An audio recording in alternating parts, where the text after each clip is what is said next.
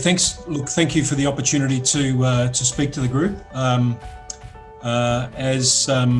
As explained, I'm based in Melbourne in Australia. We do extensive global analysis, and I'm going to give you something which is a very brief walkthrough of how we see how we do our work very briefly, but also how we look at the long term and what the major issues that we see out there in the global market.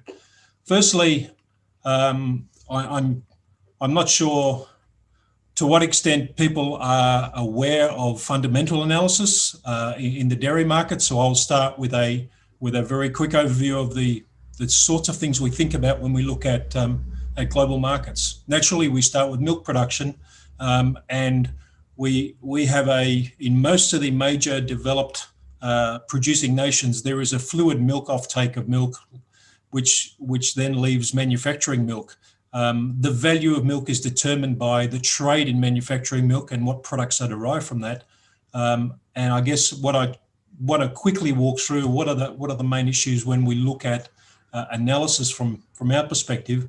One of the biggest issues that manufacturers deal with is how to use their milk across a year. And so the product mix decisions they make in terms of making across a number of commodity products, there are decisions that are based on available capacity, the returns from different products, and the seasonality of milk flows and what time of year they're in give rise to the production of commodities that come from their business.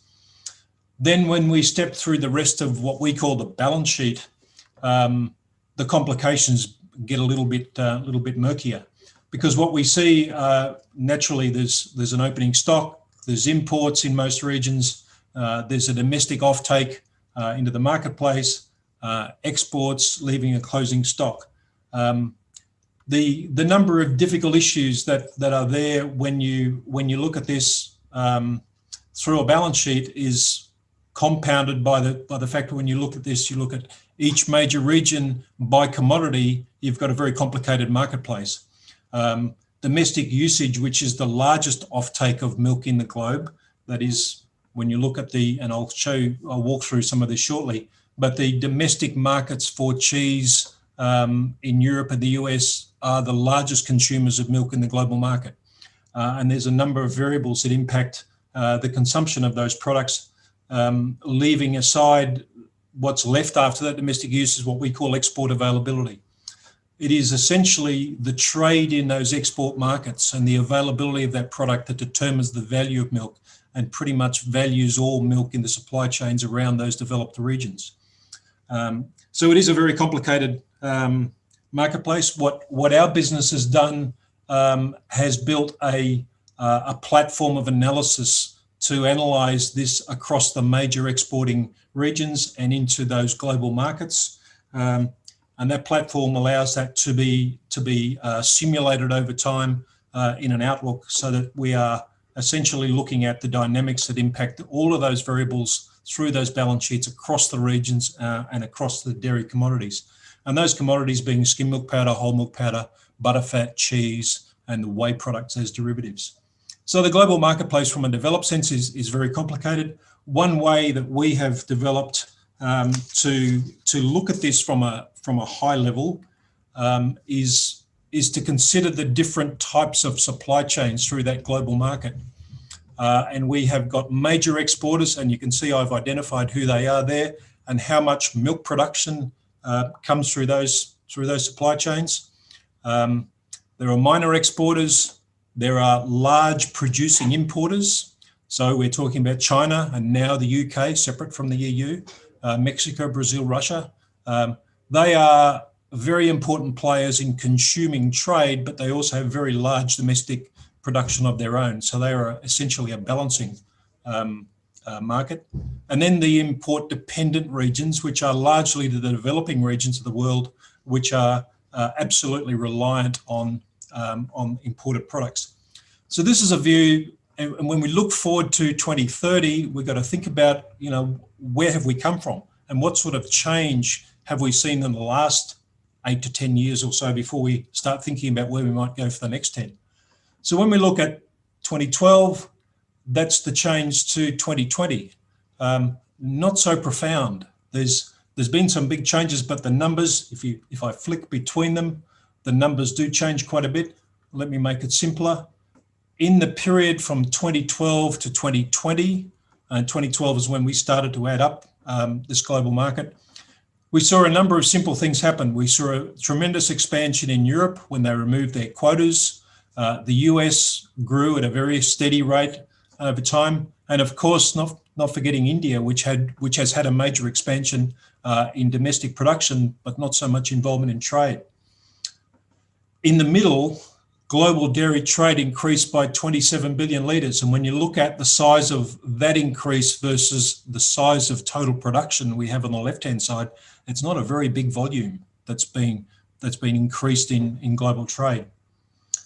As we look at the marketplace, we think that value is determined by a number of very important things. So right out on the right-hand side on that chart, values of commodities and the value of global milk tends to be most determined by the fluctuating availability of exports from the major producers. So the supply side of the dairy market is the biggest driver of value.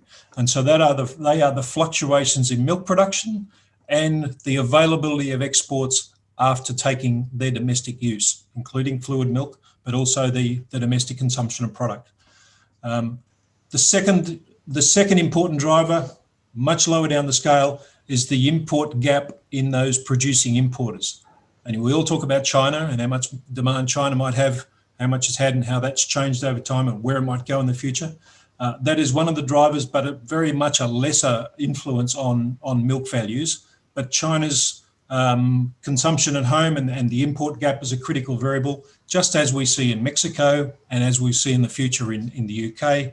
And then lastly, but not least, the import-dependent regions, which just tick along, steadily growing over time.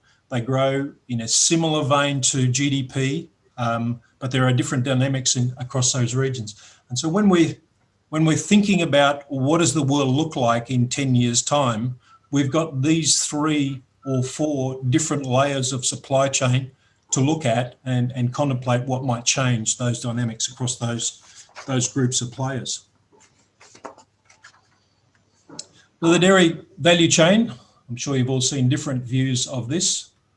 We represent it like this, and the different, as I've explained, the different parts of that value chain are different components to think about when we're looking at change over time.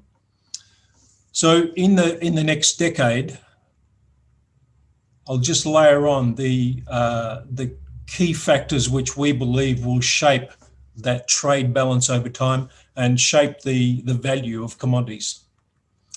And so let's just start. I mean, essentially, we think there is a slow growth in milk supply coming from major producers such as New Zealand, European Union, Latin America, for different reasons. New Zealand has a lot of constraints on the expansion of that industry, mostly to do with the community's acceptance of dairying and the environmental impacts on farming, but also the challenges facing dairy enterprises in New Zealand, particularly around the expansion, given the industry has got high debt, it's got high land values, and so the capacity to grow at a strong rate in the future even further is limited. The European Union is running up against environmental limits. It's also constrained by the way in which dairy farmers can respond to volatile conditions. We're moving down the supply chain. Of course, I mentioned China. China's has broadened its dairy demand, and it is certainly a key influence. And over time, China's demand or its import gap will change. It has changed profoundly in the last 10 years and will continue to develop the role for dairy imports. And I'm sure we'll get some questions on that. But that, as we see, will depend on China's internal demand and what it's driven by. That is largely a fresh dairy market, but it has a key role for ingredients. The competitiveness of imported ingredients is a key issue. I've described those developing world demographics, steady growth in dairy consumption with rising incomes, rising affordability, improving lifestyles, and importantly, improving access to refrigeration in their homes is a key driver of the types of dairy consumption that are going to exist. And the last thing at the top in green, and as it shows, the green ones are things that tend to grow value, so they're the positive factors over time. There have been lots of free trade agreements and bilateral agreements agreed in the last decade. The benefits of those agreements will continue to flow over time. So they don't just come at once, they steadily build over time. So we have a lot of these in stream, which will continue to flow and benefit both the consumers in destination markets as well as the producers. Now, in the bottom half, there are some things which are negative to some extent, because what I'm talking about is the global balance. So and the impact on product value over time. We think the US is probably the largest potential growth engine in dairy markets. So the growth rate of the US, and obviously as that growth continues, more milk coming onto the market will threaten product values, threaten the oversupply of product values. The balance of India's dairy market, a great mystery to us all outside of India. Just what will be over time the growth of India, the growth of domestic market, and the role that exports might play or imports might play, and how that spills onto the world market. I'll talk about the low price environment for oil. One of the hangovers from COVID for many years will be the fact that we have an oversupplied, a structurally oversupplied oil market. That impacts the dairy sector in a number of ways. Not only does it impact, if we have low oil prices, we have low feed costs, we have easier production margins for farmers. We also have several dairy markets which are impacted by lower oil revenues, and that gradually impacts the spending available in those markets. I notice there's a question about this. I'll mention it briefly, but dairy alternatives and synthetics remove some of the demand for cow's milk. And we're only seeing the early days of that, I think. But over time, that might reduce the available role for dairy solids. And this multipolar world where trade might be disrupted by moves for self-sufficiency and nationalisation. I think that is a strong force we've only just seen the start of. But as countries look to look after their own people and feed themselves. Now, there are two that I would say we don't know which way they'll go, but living with COVID, COVID has changed the channel demand for dairy products, just how people consume products and the structure of demand between retail, eating at home and eating out, etc., will continue to evolve, as well as the impact of changing consumer preferences. So the affordability of products, not only by what incomes people have, but also as their changes and their influences occur over time. So there's lots to talk about here. On this page, I've hopefully tried to break these down into things which I think are really game changers that might evolve over time. So things that might have a greater impact. Money is going to be cheap for a long time. And so regional farm expansion where capital is readily accessible and dairy growth can occur on farm is something to look for. So I think the US is a primary target there, but there'll be other new horizons where we'll see farms develop with greater degree of funding. I would look to Eastern Europe, I would look to some of the CIS, some parts of South America where the environment might be more suitable. So where that occurs, I think, is potentially going to change the supply side. Low-cost oil is a very fragile piece in the oil market, so just how that holds will be interesting to watch. And I think the US has a fat problem. I'm not talking about diet, I'm not talking about the obesity challenge. The US overproduces dairy fat. It has a genetic growth in cow production of fat, and it has essentially a challenge in consuming that fat in its own market. So that's something we're seeing right now for sure in the US market with a very weak market, but that's coming. That's a growing problem. Right-hand side, on the demand side, demand for alternatives and synthetics could take off quite quickly, and the milk use and self-sufficiency levels in China. So that can be a big swing factor. So those things, I think, are game changers. We have a number of things which are slow burns.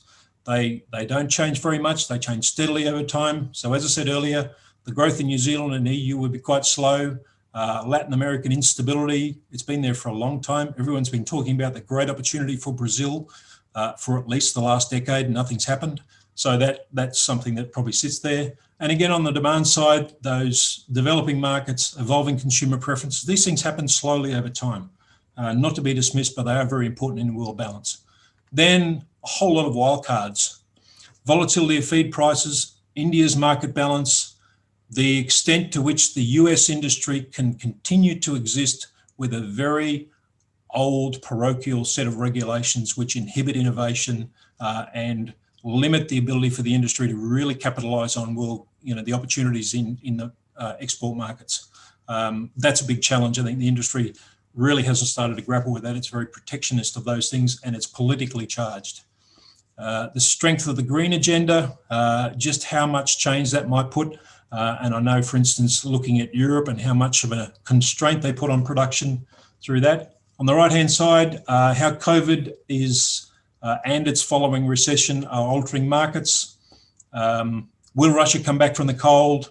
And whether or not we see global trade policy move into a more bilateral, or we go unilateral with a re-embracing of the WTO. I think those things can change shape. They're hard to predict. We don't just look at the numbers when we do our work. We look at a whole lot of, I guess, factors which are important in determining how the world will operate and what some of the changes are over time. So we have a monitoring of what we call megatrends. And so these 5 things around this chart are quite important because we see a great deal of change in the way consumers behave. The world has a great deal of complex volatility, and those dimensions there are part of that. Technology is ever advancing, and it not only shapes the way in which consumers behave, but also the way in which we will produce milk and the way in which milk will be processed.